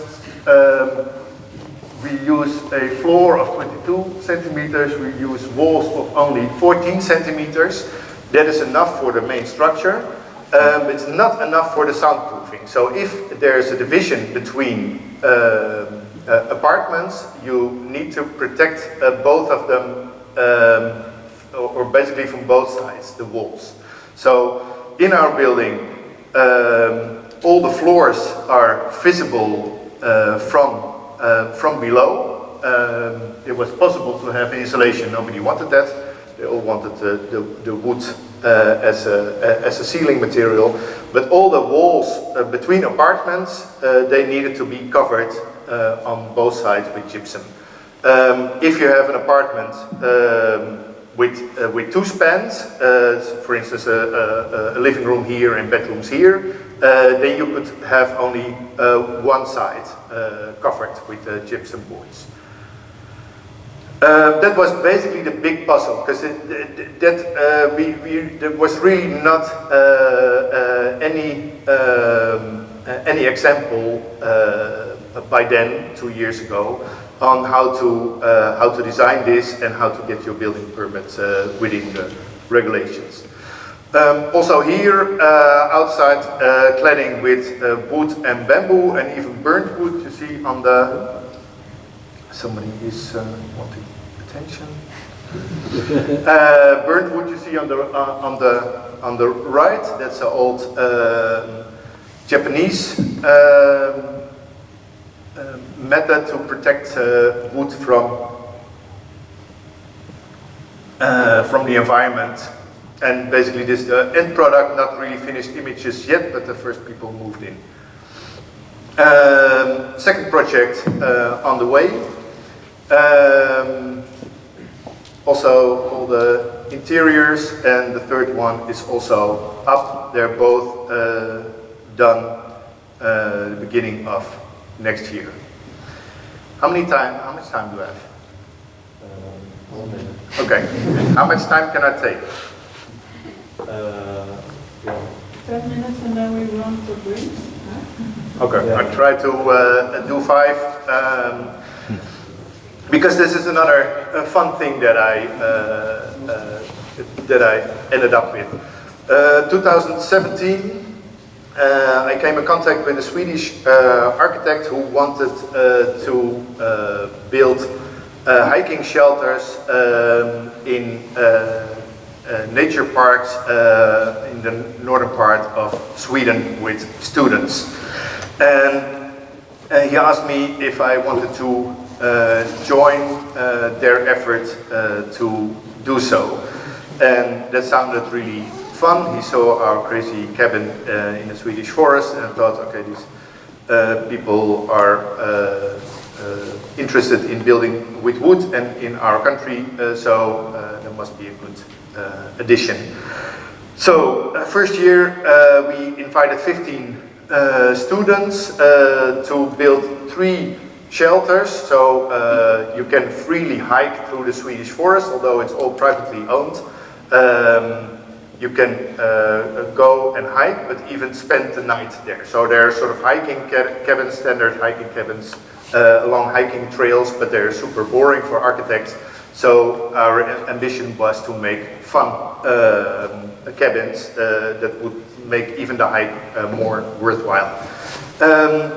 So for the first year we invited 15 students and went to the 3 sites, explained basically what we wanted to do, and then they got 24 hours to make to each make a concept for their site for a hiking cabin. Basically the cabin should be about 10 square meters. You should be able to sleep with 4 people in there, or just have a rest or a picnic or a lunch or whatever you want to do in there. And it should be made out of wood. That was basically all we asked from them. So they got 24 hours to do design, then 15 designs were put up. They all presented their designs, and then the students themselves voted on the 3 best designs. And these designs were put on the table, so we divided the 15 in groups of 5, and they had 3 days to develop basically the whole concept that was presented by, let's say, the winner into a buildable proposal. So they had 4 days in total of design work. Then they had 5 days of prefab on the base camp, so we organized a nice place for all of us to stay, and that was also where they needed to do the prefab. Then they had 5 days to finish the project on site, and then we ended up with all these structures. Some more crazy and more extravagant than others. I'll just run you quickly through all the ones that have been done by now. This one is, for instance, I think very interesting. So sometimes really super new concepts come up, like a wooden cloud, for instance, and it's really fun to work with students. At the past 2 years, we've done a June and an August session because there's so much demand from municipalities in Sweden to have these hiking cabins. So it really found a lot of support in the Swedish communities. Really fun to do. If you want to join, look up ArcNut. You can still apply for next year. To sum up, we really need to build more with wood. It's good to make beautiful architecture, but we have to use the right materials, otherwise it's not sustainable in the long run. If we do so, there's a big wood demand, so that means we need to grow more forest. That's good for everything. In the meantime, we make a circular product that stores CO2, which also really helps with the issue that we have on hand. By building with wood, we can really innovate in much more modular buildings. That's also being done at the moment, also in the Netherlands, also in other European countries. And the nice thing is, if we build more with wood, we are growing more forest, and we get all free hikes in the forest. Thank you.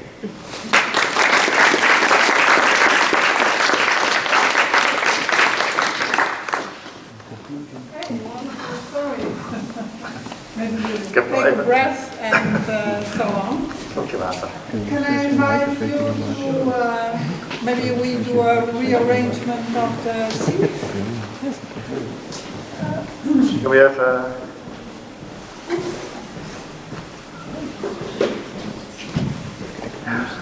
little break?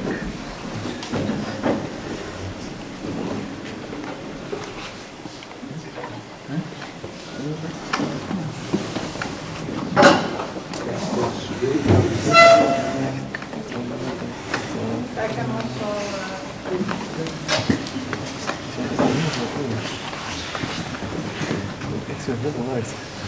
Okay, do I have a microphone? I still have.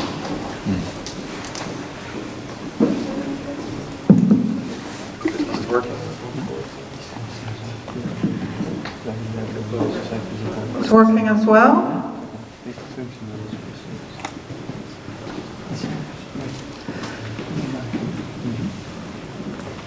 Well, maybe I'll just kick off. Thank you so much for this wonderful speeches you gave. And I will ask a few questions, but I think it's really also up to you to ask questions. So if you have questions, immediately raise your hand and tell me so I'll give you the microphone.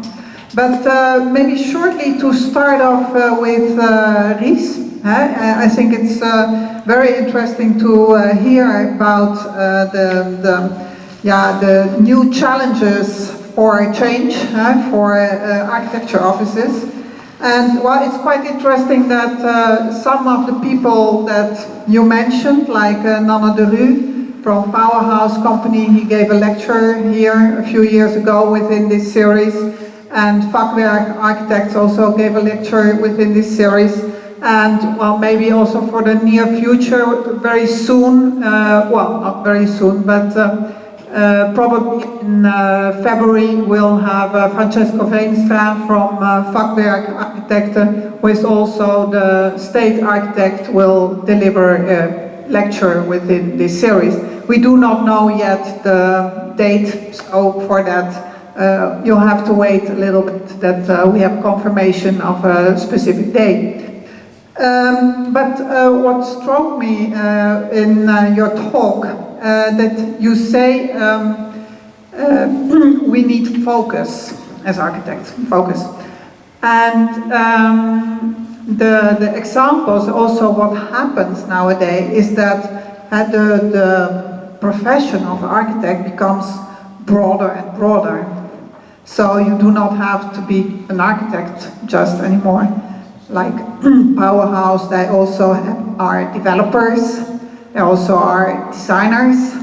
I think that now also they have a contractor department. So on the one hand it's focus, but on the other hand it's also sprawl.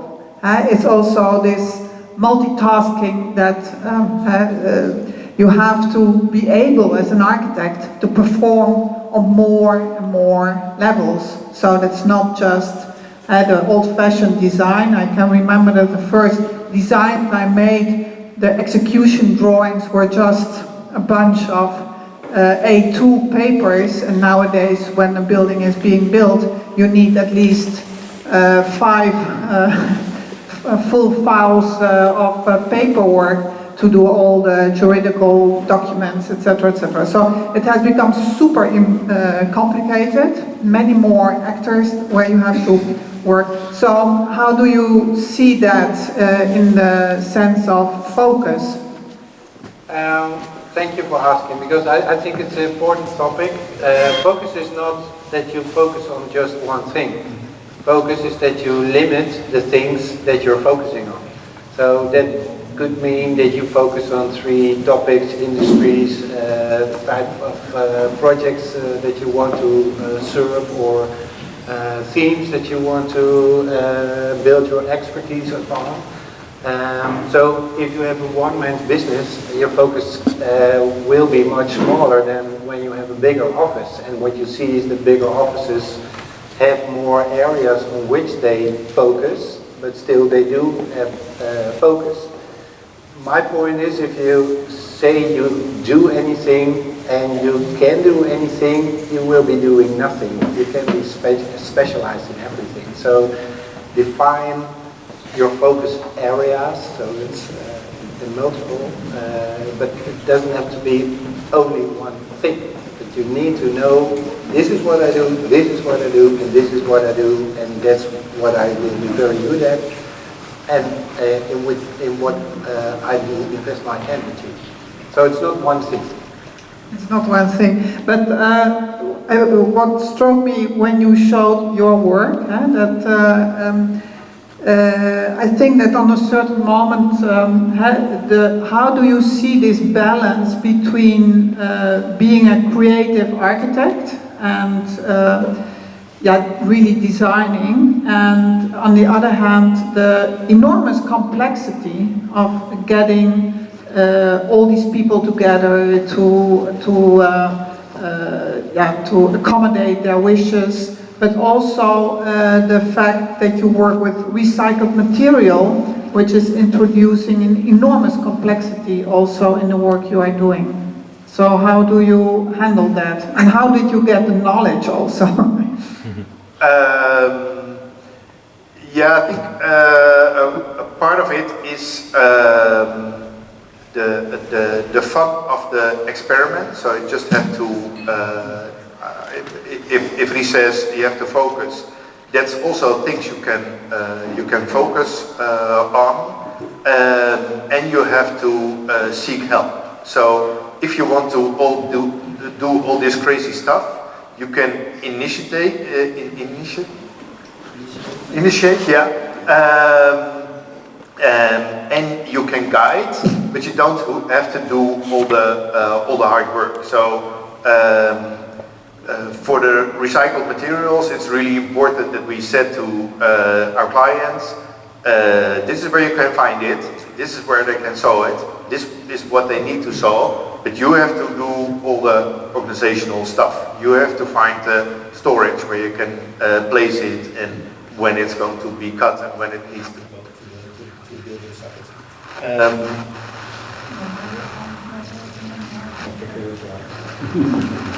There's still a group. No, I think I'm still okay.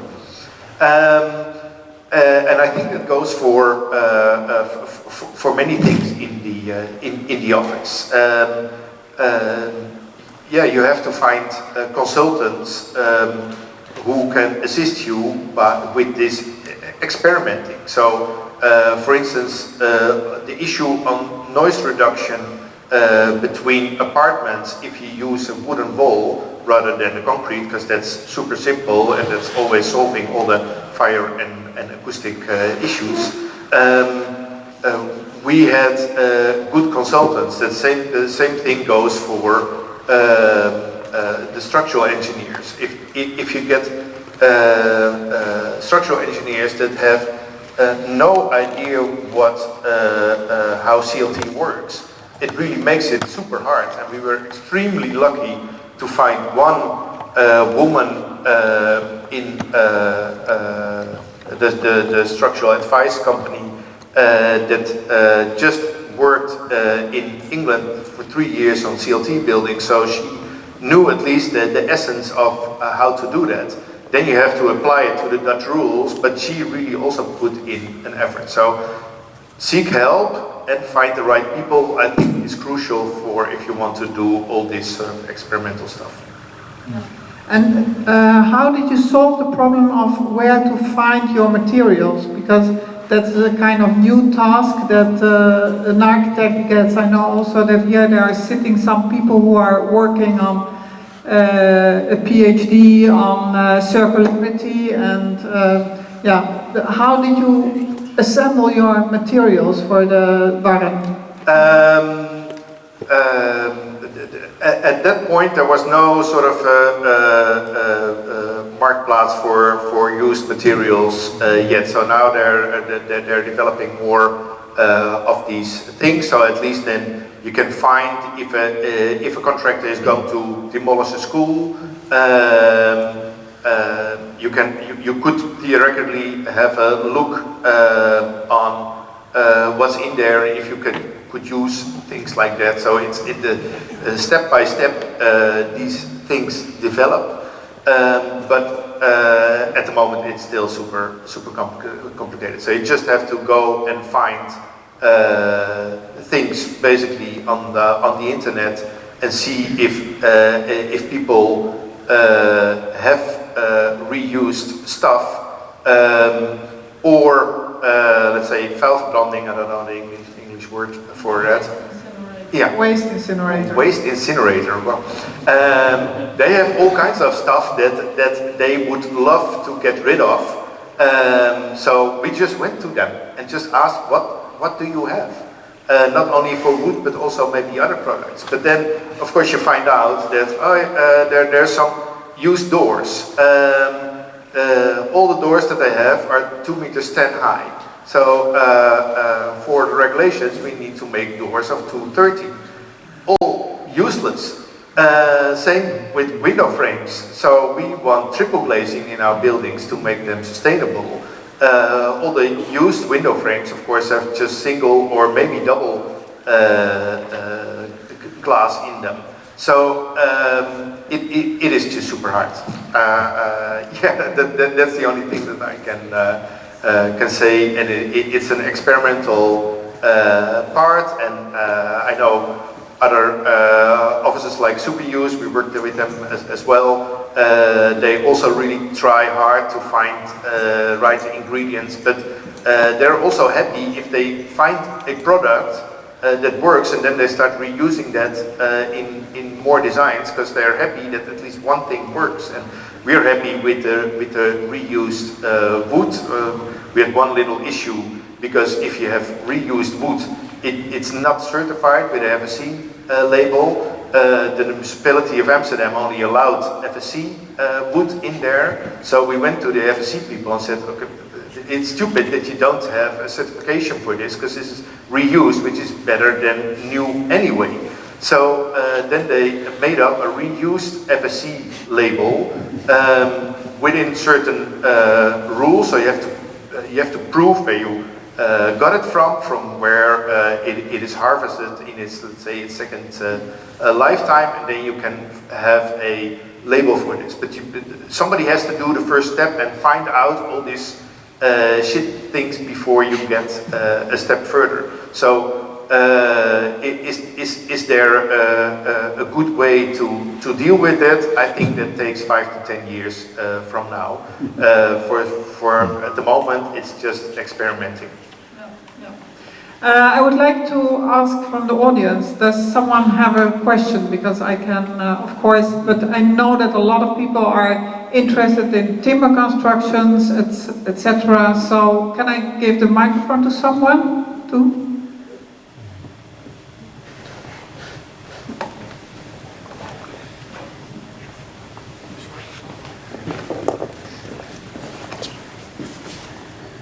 Hello. Right. Yeah. I don't know if this makes any difference for you guys, but should I just scream it? Is it better or not? I think it works without. All right. Since you do like so many timber buildings, and especially like the apartment buildings, but the timber costs are still significantly higher than concrete. How do you justify that to maybe a contractor? Is that price difference actually that big? Because I mean, you gave a talk about, you know, the business side of it, cost as well. How do you justify that part in your case? Yeah, so where to start on that one? First of all, I like to say that the important thing is that these buildings are being built. So by them being built, it proves that cost-wise it works. Then again, roughly at the moment, wooden buildings, so CLT apartment buildings, are 5 to 10% more expensive than regular concrete buildings. There is still a lot of money, and somebody has to pay for that. It's not going to be the contractor, because the contractor just wants to make money, so he's not interested in sponsoring wood buildings. So in the end, it is the clients or the project developer paying for that. So while we were part of the development company, we all agreed with our 3 partners that we would accept a less profit because we wanted to prove that it was possible. And for a part,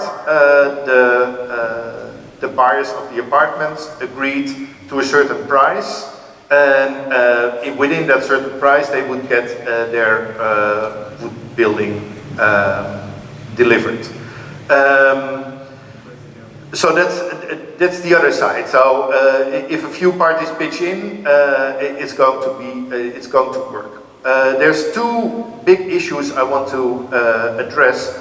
Because first of all, we are not dealing with a fair pricing. So as soon as you would start taxing CO2 to concrete buildings and let's say a profit in that sense for wooden buildings for storing CO2, we would not have this discussion. All buildings would be built out of wood from now on. That is important. The other thing I pointed out in my lecture is you can really gain a lot of building time if you build with wood in a sensible way. So I showed the sort of fuck up at the first building, but our contractor learned from that. So the second building, he put the CLT company and the facade company together and said, you have to work at the same moment. So you build the floor plan, you put the walls, one company puts the walls, the other puts the facade in, all in 1 week. Then the next week, floor on, wall in, facade in another week. So in 5 weeks we had 5 stories up. Wind en waterdicht, as we say in Dutch, so it was weathertight. That saves about 4 months of building time. That is worth money, but that's not money we're getting back from the contractor at the moment, because he is still not sure if that's feasible for all his projects.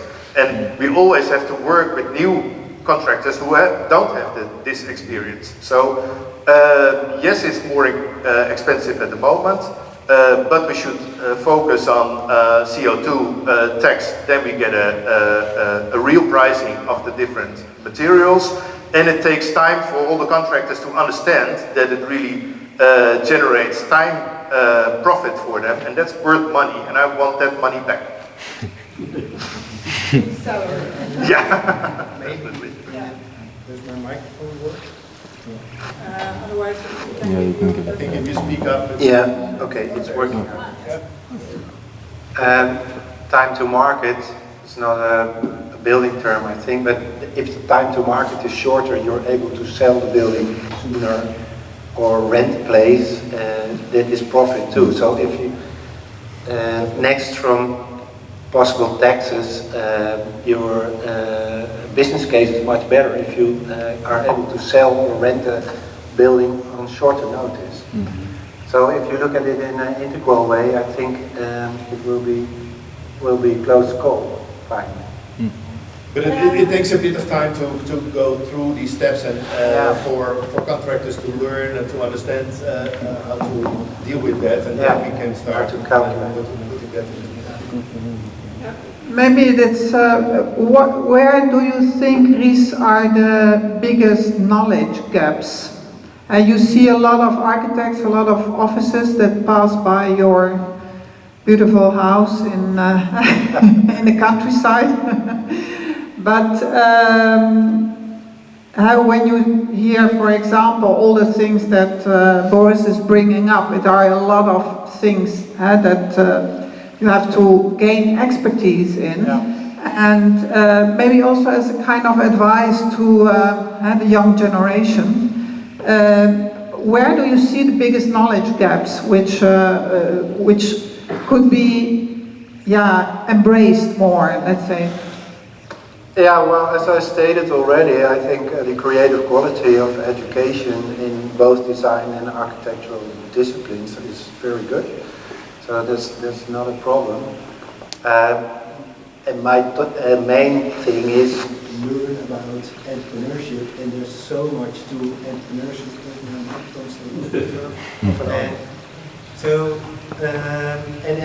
Well, you can follow an MBA course on that, and I would never advise to do that, because in my opinion entrepreneurship is a very practical thing.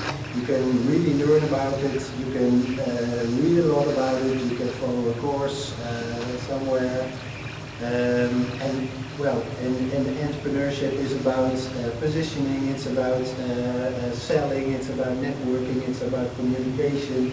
It's about how to run an organization in a proper way, how to make money by the end of the year. So, yes, I guess there is a big gap. Summarize it in entrepreneurship and together with leadership, because I think that is a very important thing to do. I saw someone there who wanted to ask a question. Maybe you just shout? Yes, I have a question. You also talked about making new towers.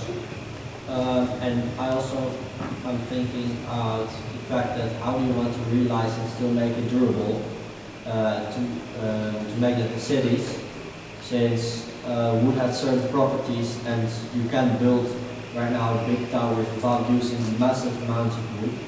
How do you think about that?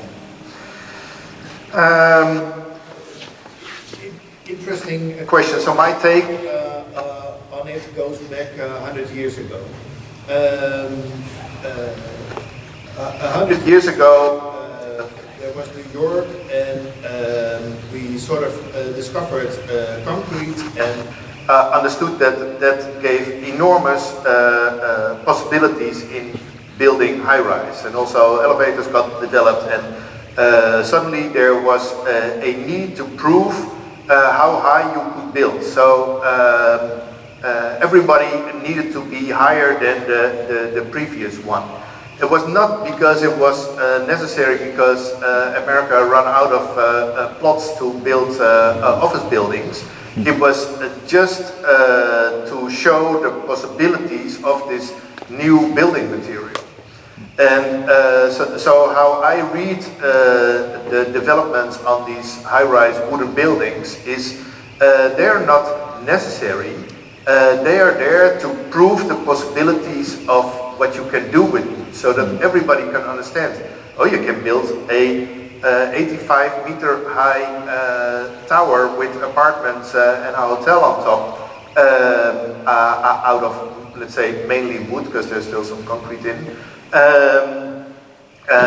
Then, let's say, a 10-story building would be really a simple and sensible thing to do. So it just shows the possibilities. I don't think that's the answer for wood. That's not its exceptional quality. I even think that buildings, super high-rise buildings, all over the world are really not a necessary thing. But sometimes somebody wants to do that, and that is fine. That is not our main task that we have to solve. So the main task we have to solve is, let's say, the low-rise apartment buildings in inner city things.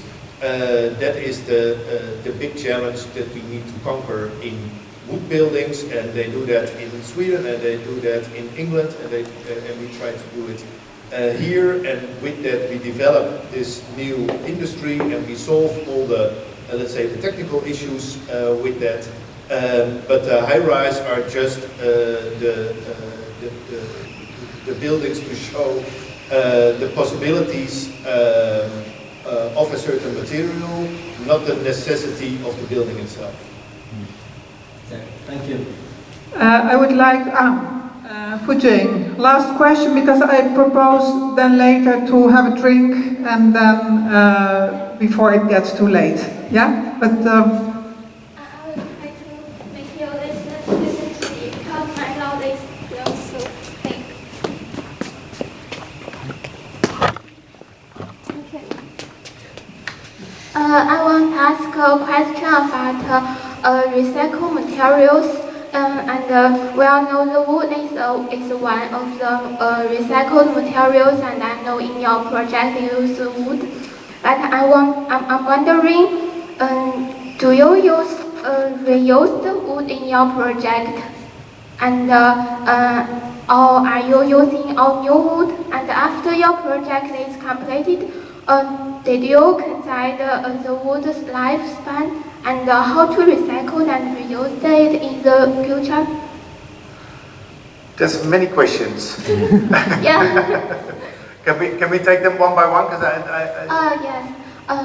The first question is, in your project, did you use the reused wood or you use the new wood in your project? Do I reuse? yes, Reuse? Reused. He showed he used reused. Okay. Yeah, so part is new and part is reused. So we try to have the reused wood as much as possible, but it's complicated. So we're happy with new wood as well. But it's a good tradition to try to find more reused wood. Okay. Did you consider after the project is completed and the lifespan of the wood?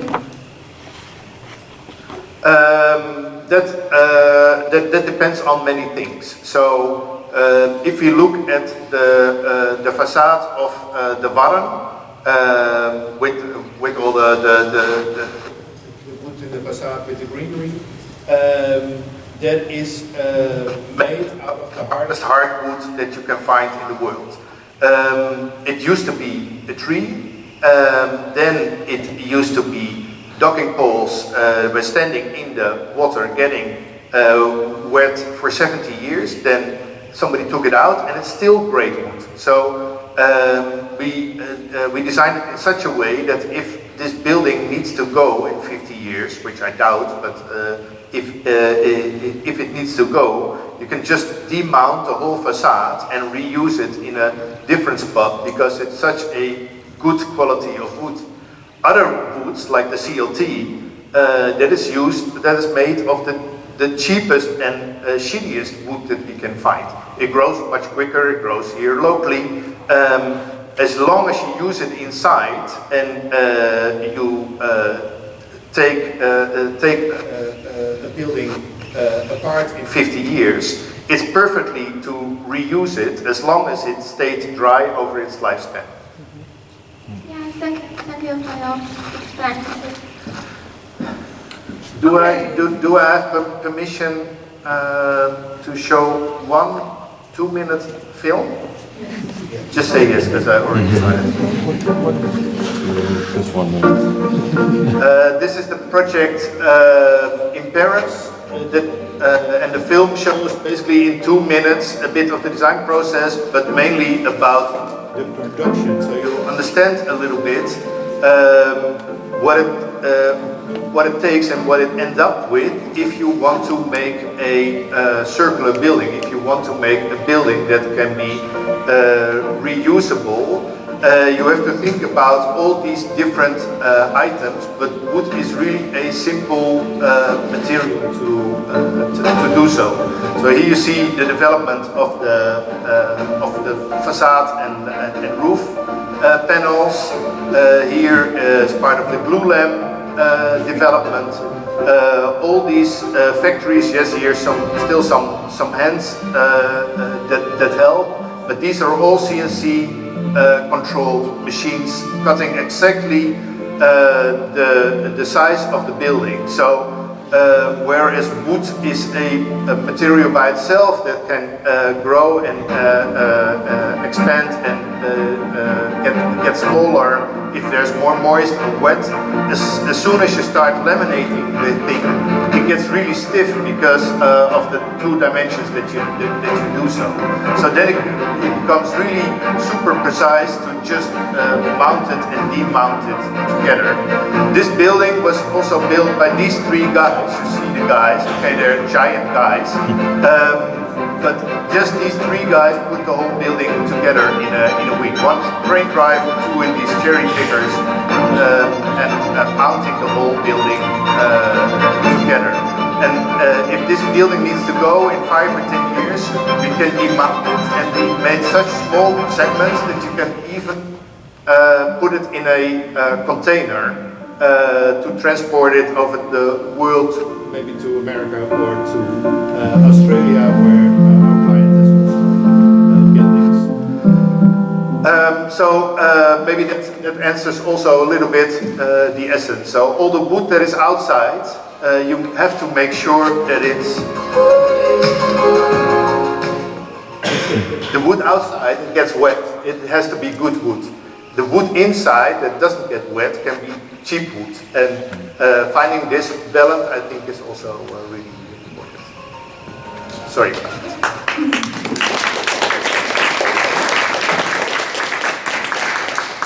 So I would like to thank you very much. I would like also to thank Anarchy for organizing this evening, and I'll give the word to Dick. Yeah, thank you, Juliette. First of all, thank you, Ries and Boris, for this amazing lecture. It was very interesting and insightful. Glad to have you here. Up there at top is how we can have a small drink. If you have some questions, you can still ask, socialize. It's all there. Afterwards, if you want to leave, some of us will be at the door to let you out, because the building is closed, but we can let you out. So thanks again for all of you being here, and hopefully till the next Making Architecture lecture. Thank you for the invite. Yeah, we have some gifts for Ries and for Boris. It's the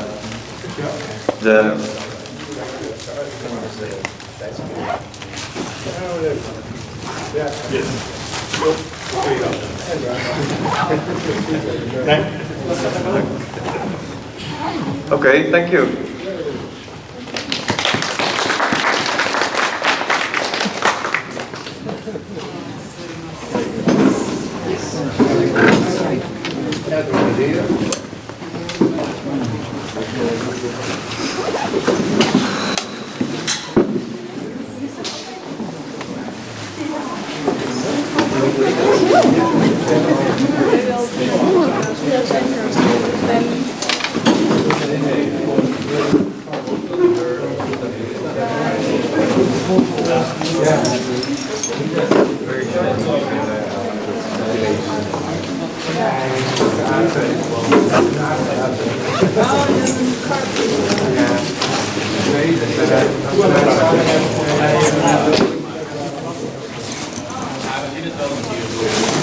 Op en af.